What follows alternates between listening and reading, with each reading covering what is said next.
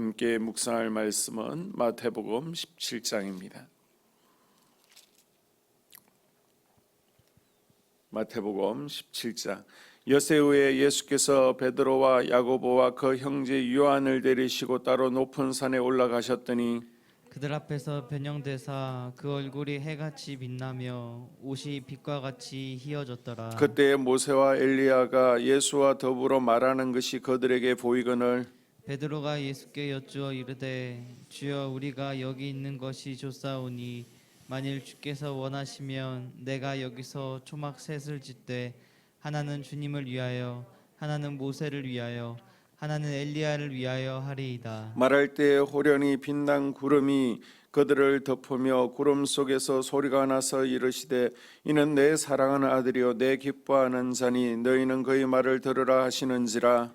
제자들이 듣고 엎드려 심히 두려워하니 예수께서 나와 그들에게 손을 대시며 이르시되 일어나라 두려워하지 말라 하시니 제자들이 눈을 들고 보매 오직 예수 외에는 아무도 보이지 아니하더라. 그들이 산에서 내려올 때 예수께서 명하여 이르시되 인자가 죽은 자 가운데서 살아나기 전에는 본 것을 아무에게도 이르지 말라 하시니 제자들이 물어 이르되 그러면 어찌하여 서기관들이 엘리야가 먼저 와야 하리이까 하나이다.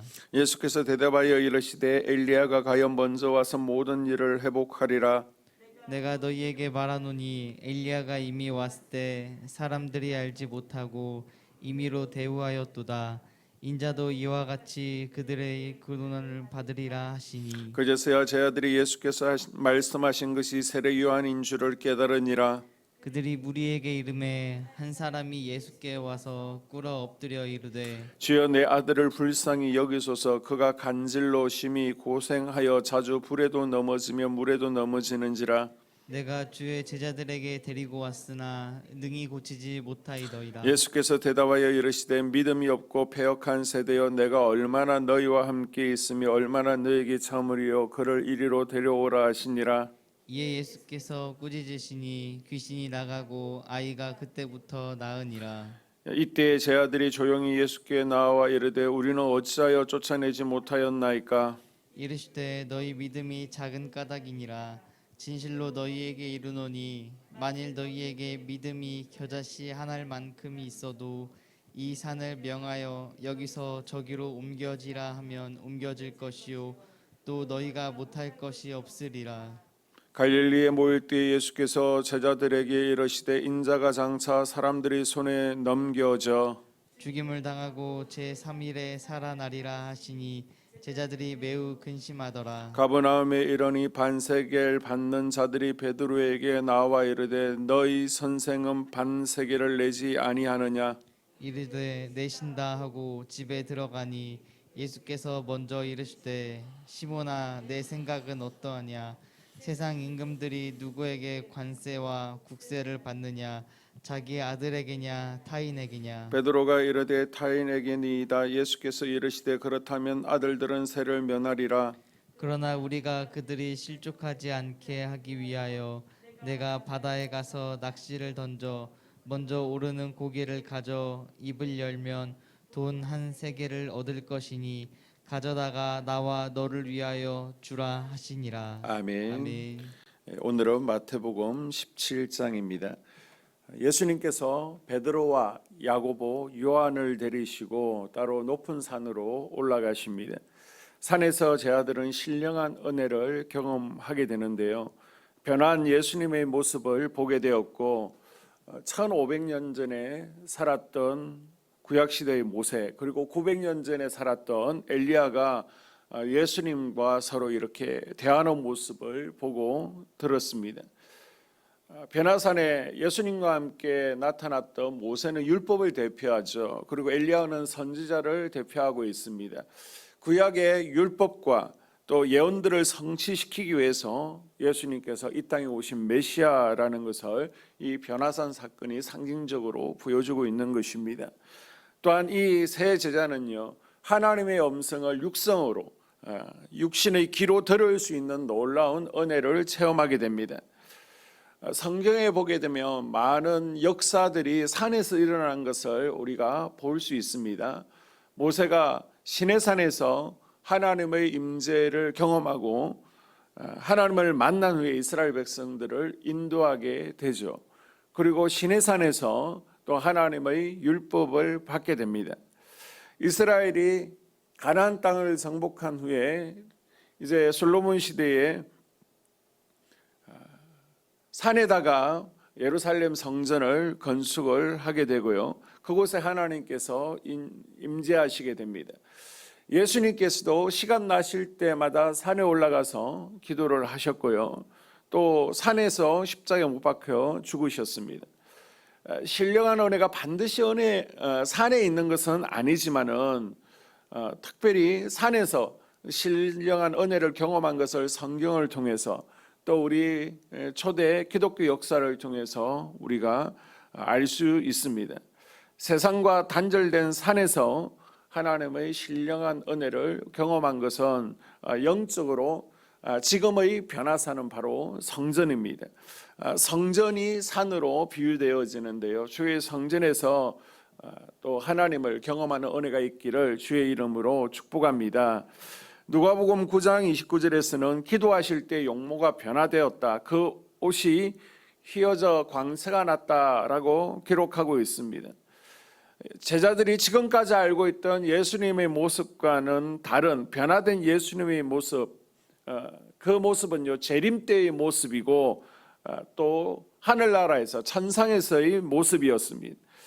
그런데 누가복음에서는 이 사건이 언제요? 기도할 때 일어났다라고 밝히고 있습니다. 기도할 때 우리에게도 변화가 일어나는 줄로 믿습니다. 모세가 40주야 금식하며 기도하고 내려올 때 그 얼굴에 빛이 나서 수건으로 얼굴을 가릴 정도였습니다. 기도는 하나님을 움직이기도 하지만은 내가 변화되는 겁니다. 기도할 때 상황과 환경이 변화되기도 하지만 내가 달라지고 내가 변화되는 것이 경험되어지는 은혜가 있기를 바랍니다. 그리고 14절에서 21절을 보게 되면요, 변화산 아래 귀신 들린 아이를 고치는 사건이 기록되어 있는데 높은 산 위에서 하나님의 영광을 경험하는 세 제자와는 달리 산 아래 있던 9 제자는요 실패를 경험하는 사건이 벌어지고 있습니다. 이 예수님께서 세 제자와 변화산에서 내려오니 밑에 9 제자는 귀신 들려서 간질하는 한 아이를 놓고서 쩔쩔매면서 큰 소동이 일어났습니다. 자, 15절에 보게 되면 간질로 심히 고생하여 자주 불에도 넘어지고 물에도 넘어지는지라. 이 아이는 어렸을 때부터 악한 영에게 붙들려서 말을 하지 못합니다. 간질로 심히 고생하고 있습니다. 거품을 흘리고 이를 알고 또 몸을 경직합니다. 그리고 때로는 불 속에도 들어가고요, 물 속에도 들어갑니다. 자신을 죽이는 행동을 하고 있습니다. 예수님의 제자들이 처음에는 이 귀신 들린 아이를 고쳐보려고 애썼지만은 고칠 수가 없었습니다. 드디어 변화산에서 내려오신 예수님께서 이 아이에게 역사하는 악한 영을 쫓아내시고요, 또 결과적으로 질병을 고치십니다. 그리고 나서 제자들이 조용히 예수님께 나와서 묻습니다. 예수님은 고치시는데 왜 우리는 고치지 못합니까? 20절에 보게 되면요, 너희 믿음이 작은 까닭이라. 예수님께서 어떤 이들이 귀신을 쫓아내고 병을 고칠 수 있다라고 말씀하십니까? 마가복음 9장 23절에서는 예수님께서 이르시되 할 수 있거든이 무슨 말이냐, 믿는 자에게는 능치 못할 일이 없느니라. 믿는 자들에게 이런 능력이 나타난다는 겁니다. 지금도요 치유와 축사는 일어나고 있습니다. 누구에게 일어납니까? 믿음과 기도가 있는 교회에게, 믿음과 기도가 있는 개인에게 나타나는 겁니다. 기도와 보혈의 능력을 믿는 믿음으로 어둠의 세력들이 떠나가고 치유되는 것이 경험되어지는 은혜가 있기를 바랍니다.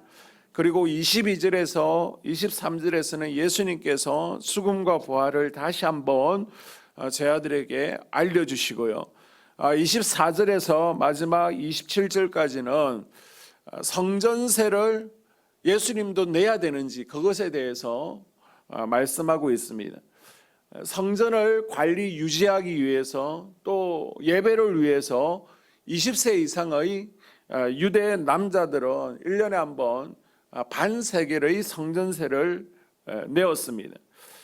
성전세는 이집트에서 출애굽할 때에 장자들을 살려주신 것에 대한 감사의 표시로 드리는 생명의 속전이었습니다. 생명의 속전.